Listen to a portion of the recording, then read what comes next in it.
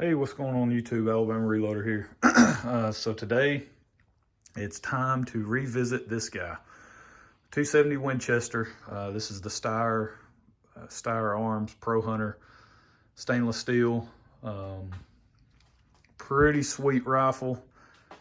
Really nice, great to shoot. It's got a really nice trigger from the factory. Pretty sweet setup. Got your detachable mag. So yeah, it's just overall really nice rifle. It does have a very thin barrel profile, and so that can create some issues when you're at the range doing load development. That's one of the things I've shot. Just looking at some of my targets here, I think I've put, I don't know, probably 60 or 70 rounds down range. I think I went to the range 3 days last week and just shot several rounds. One of those trips, I only shot a few rounds. I don't even think it was 270 Winchester. I think I shot maybe 357 Magnum possibly, or 350 Legend, can't remember now. But a couple of those days were more or less dedicated to the 270. But it took a while. You know, I had to give myself plenty of time because after a 3-shot group, you know, the barrel is extremely hot. And that's really all you're pretty much going to get in terms of load development. We're going to focus mostly on 3-shot groups, which of course a lot of people, they're not necessarily fans of. But again, you have to, for the load development that you're doing, for the application that you know, whatever your application is, the intended end use of the rifle, that kind of needs to help dictate or determine your load development, in my opinion. You can't necessarily just do a cookie cutter. I'm going to do load development this way every single time, no matter what, no matter the rifle, no matter the situation, no matter the end, you know, the end goal or the result that you're looking for. Your processes, yes, need to be the same, but in terms of the shot volume, the quantity, it can't be the same. Like this compared to my Savage 110 Tactical in 6.5 Creedmoor, it's got a really heavy barrel. It's fluted. Yeah, barrel heat is not a concern with that rifle. I can sit down and shoot 5-shot groups. I mean, I'll just show you the target. I can shoot several 5-shot groups. You know, I still have this guy, you know, where we knocked out several 5-shot groups all in a row, and you know, they're all under an inch. Basically, it was pretty much, I wasn't letting the barrel cool down. You got that one up there, over an inch, but I mean, there's not a ton of barrel cool down with this rifle. Whenever I'm shooting, testing loads and stuff, it handles it really, really well. But the 270 Winchester does not. You know, there's some more groups that were shot pretty quick succession. You know, all of them under an inch. Just random powder charges, different bullets, all that. So I say all that to say that I have to kind of meter my expectations in terms of what I'm able to accomplish in a range session. It's not going to be the same. It took me a while to shoot the shots that I did. I think one of the days, the first range trip that I went on last week, I shot 3. Basically, velocity test is pretty much what I did. These are 3 different bullets. This is the Hornady 150 grain SST. These are the Barnes 129 grain LRX, and that's the Hornady 130 boat tail spitzer point, soft point, whatever you want to call it, spire point. So I shot those tests, and the Nosler ballistic tips, I shot those at another range session. But on this, these were with the 150s, the Hornady 150s and 130s. Those were shot with accurate MagPro.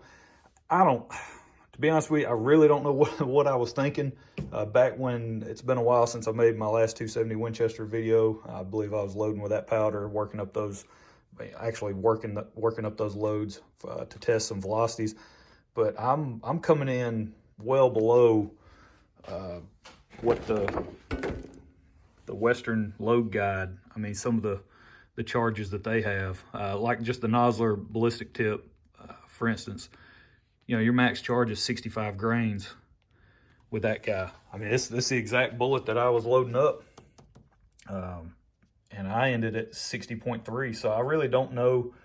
I can't remember, maybe if just because this was the first time maybe loading with this powder, that could have been it. Maybe I wanted to start low, work my way up, but you know, I was kind of several grains below max. And I mean, we got some pretty good results, even for those loadings. Now, of course, we are low on the velocity side, so in a 270 Winchester, you definitely want to see some velocities a good bit higher than that. Even the 150s, you should be able to push pretty hard, at least in this rifle.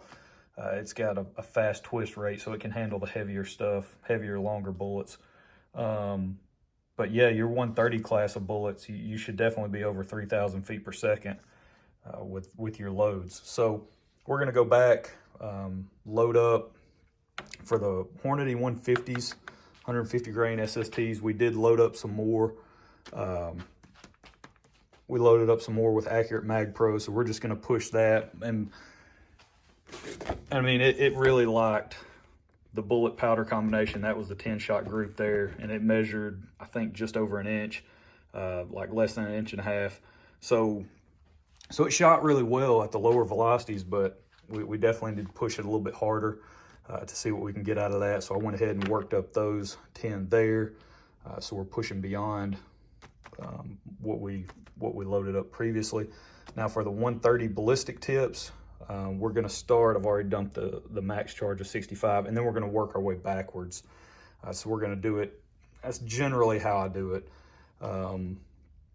Typically, I guess just for whatever reason, maybe I wanted to start low and work my way up that way on this last go at it. So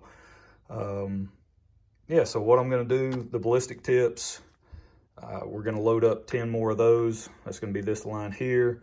Then for the Barnes LRX, these guys, those are going to be pretty awesome, I'm thinking. And so let me show you. Yeah, that was the 10-shot group for the Barnes. So not as tight as the 150s, but good enough for what we need to do, which is kill deer and hogs or whatever. So we're using Hodgdon Superformance for those rounds. Barnes has load data for that. We're just below their max. I can't remember what their max charge is. I think it might be like 58 something, somewhere in that range. But we are coming in under their max charge. We started at 55, worked our way up in 0.3 of a grain. In the 6.5 Creedmoor kind of class of case capacity, I do 0.2 when it comes to these velocity/pressure tests. You like my coffee outline there. But in the 270 Winchester, because case capacity is increased, we go in 0.3 of an increment. So you can see the velocity numbers there with Superformance. We got all the way up to almost 32. Velocity was a little more erratic than what you would like to see on these type of tests, where you hope to see more of a gradual increase in velocity. But I saw that, came back. We had back-to-back charge weights, you know, where we only had 7 feet per second difference. So I loaded up some test charges there, or some test loads, some 3-shot groups, 56.5, 0.6, 0.7, and 0.8, just to kind of cover that range. And these were the group sizes that were produced by those loads. So you can see under 3/4 of an inch. And that's what these 4 groups are. These are 180s. These are the Woodley 180s. I wanted to get it on paper. After I shot the velocity test with the chronograph with the magneto speed hanging off the end. And so that does affect your point of impact. And so that was my first 3 shots. I just wanted to make sure we were close, which we were. Then I shot the 56.5 with the Barnes. So not too bad there. And then I slid over 56.6, 56.7, 56.8. So you can see there, I did make a scope adjustment after this group. I did shift one click to the left. So, you know, that kind of movement to the left there, that was intentional. That was just one click left. I just wanted to make sure, you know, that I wasn't shooting into these other dots or whatever, you know, like over here when I switched over to this group, that I wasn't going to be hitting too far to the right. But I'm pretty happy with that performance. Point of aim obviously was dead center, and then, you know, best I could figure center of the dot on these other three. So I mean, that one did kick that one a little bit higher, but it stacked two right on top of each other. So point of impact, not, you know, nothing too drastic there on the shift. So today what we're going to do, we're going to go back, we're going to load up some 56.6 grain charges, test charges. And what I did, these are loaded at 3.3 inches on the overall length. And so what I want to do is basically go by what Barnes, their recommendation is. You find your jam point, which is 3.385 for this bullet and this rifle, okay, 3.385. And then they say to back off, I think it's in 50 thousandths increments, I believe is what it is in their manual, 40 or 50 thousandths, either way. I'm gonna double check once I get done filming this, but that's what we're gonna do. We're gonna start, so we know 3.385 is our jam point. We're gonna back off, I believe, in 50 thousandths. So we'll be at 3.335, and then we'll back off 50 from there. But we'll also, I am gonna load up another 3.3. So that way we're just kind of covering what their recommended process is in terms of finding a good seating depth for whatever load that you're working on. They kind of recommend backing off in 50 thousandths. I mean, all the way out to, I think, like 200 thousandths, 250 thousandths of overall of jump or whatever, which, you know, which nowadays seems to be the direction people are going, is now with some of the latest and greatest information that gets put forth. Now it's people are finding success with longer jumps to the lands, right? So now people are really working their seating depth back. And so, but you got to be careful doing that, because then it affects your overall case capacity. And when you're already working with a solid copper bullet, I've mentioned this before, that this bullet is longer than your traditional stuff, your traditional lead core based bullets. So I mean, you stack it up next to 150 grain, it's just as long as a 150 grain bullet, okay, and it's 129 grains. So it's longer due to the material that is used, the solid copper nature. So it's a longer bullet. So generally speaking, it will protrude further down into your case, eating up your case capacity, some case capacity, when it comes to powder. So that's why you can kind of get in trouble if you just copy loads from one bullet to the next. If you're using something like a Nosler, you know, partition or something along those lines, or a ballistic tip even, and then all of a sudden you switch over something like this and you're like, well, I had really good luck, that's a 130, this is 129, it should be good, I'll just run with the same load data. If you're working up close near max, you know, that can kind of get you in trouble. So just keep that in mind. But that's really all we're doing. I'm just going to run back over some of these loads, tweak some seating depths on the 129s. We're going to load up some more velocity / pressure tests for the 130s, and that's really where we're going to leave it for today. But we've got a lot of stuff coming with 270 Winchester. I've got some Shooter's World 4350. They have load data. The only thing they have load data for on their website is the Hornady 150 grain SST. So I will probably be loading up some of those with that powder. It's right there on their bottle. Goes up 28.35 on the velocity. So that's the only 270 Winchester load they have for Shooter's World 4350. So we'll give that a try as well.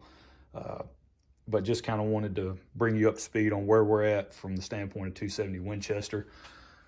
I've got this TruGlo Centra first focal plane scope. This is a 4-to-14 power. I've done a couple of videos on this scope, sort of an unboxing and initial thoughts, and then a follow-up video of kind of a little more in-depth on the scope. And I'll tell you what, I mean, I've taken it out now to the range and put several rounds through the rifle, and it is performing very well. Couldn't be happier with that $100 purchase. I mean, that was a steal, in my opinion. Midway ran those. They might still be on sale, $99.99 with free shipping. I mean, in my opinion, you can't really beat that. It gives you a good magnification range, if anything else. I mean, just for working up loads and testing loads at the range, 14 power is plenty. It's a really good scope on top of that first focal plane. I mean, yeah. So if you don't have one of those, go get you one if they're still on sale. But really good deal so far. But that's where we're going to leave it. I just kind of wanted to bring us up to speed on the 270 Winchester stuff. I haven't forgotten about all the 270 Winchester fans out there. Y'all just kind of stick with me. We got a lot more coming for 270 Winchester. It's a little time consuming just because of the nature of the barrel and how much I do have to sit and wait in between shots and in between groups, just trying to keep everything as consistent as possible and doing my best not to let the heat impact our group size so we can have some good data to review. But that's it. That's where we're going to leave it. I'm going to finish up loading up some of these accurate MagPro loads for the 130 ballistic tips. I'll get those loaded up. Then I'll be switching over to Superformance to finish out the Barnes LRX. And that's it. So we'll catch y'all next time. Also, don't forget, if you're local, go down, check out Mr. Big Guns in Huntsville. I believe I want to say they got in a big shipment of ARs here recently. They still got a ton of strip blowers. I mean, you name it, all that fun stuff. They've got all the tactical shotguns you want, the AR style. I think that's what they're called. Shotguns that seem to be kind of what people are geared toward now. All kinds of awesome stuff. Really nice rifles. They got some in as well. A lot to choose from down there. So you guys go check them out. Go see Matt and those guys. But that's it. That's where we'll leave it. So y'all stay tuned for some more 270 Winchester stuff. We got a lot coming at you. So we'll catch y'all next time. Y'all have a good one.